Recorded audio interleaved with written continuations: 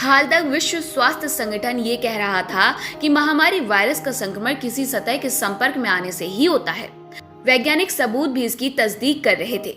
यही वजह थी कि विश्व स्वास्थ्य संगठन के अधिकारियों ने महामारी की बीमारी से बचाव के लिए मुख्य तौर पर हाथ धोने की सलाह दी थी। लेकिन अब वे ये कह रहे हैं कि खास परिस्थितियों में हवा से संक्रमण की संभावना को खारिज नहीं किया जा सकता।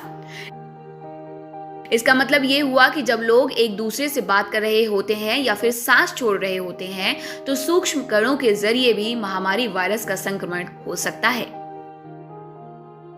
अगर वैज्ञानिक साक्ष्यों से इसकी पुष्टि हो जाती है तो इसके चार दीवारी के भीतर वाली जगहों पर संक्रमण से बचाव के लिए दी गई गाइडलाइंस पर असर पड़ेगा। हवा से संक्रमण तब होता है जब हम सांस के जरिए बैक्टीरिया या वायरस लेते हैं। ये बैक्टीरिया या वायरस हवा में तैर रहे सूक्ष्म कणों के जरिए हम तक पहुंचते हैं। ये सूक्ष्म कण घंटों तक हवा में रह सकते हैं। कफ की छोटी छोटी बूंदें बड़े इलाके तक फैल सकती हैं। टीबी, फ्लू और निमोनिया हवा के जरिए फैलने वाली बीमारियों के उदाहरण हैं। विश्व स्वास्थ्य संगठन ने ये माना है कि इस बात के साक्ष्य मिले हैं कि बंद और भीड़ भाड़ वाली जगहों पर महामारी वायरस का संक्रमण हवा के जरिए हो सकता है। रिसर्च में ये बात सामने आई है कि कृत्रिम रूप से जब हवा में महामारी वायरस का छिड़काव किया गया तो ये पाया गया कि महामारी वायरस 3 घंटे तक जीवित रह सकता है। लेकिन वैज्ञानिक ये भी कहते हैं कि ये प्रयोग लेबोरेटरी के नियंत्रित माहौल में किया गया। असल जिंदगी में नतीजे अलग हो सकते हैं।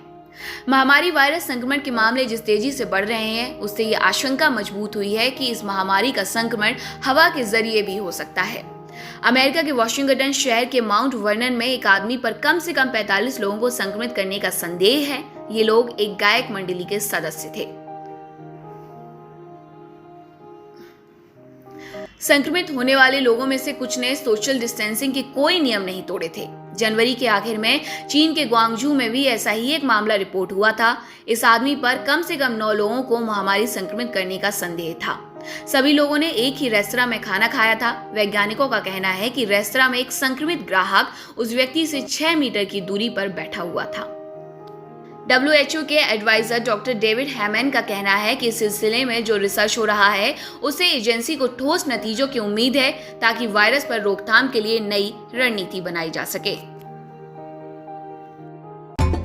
सब्सक्राइब करें हमारे चैनल देश ऑनलाइन पल्स ऑफ पीपल और बेल आइकन को क्लिक करना ना भूलें ताकि आप अपडेट रहे हमारे नई वीडियो से।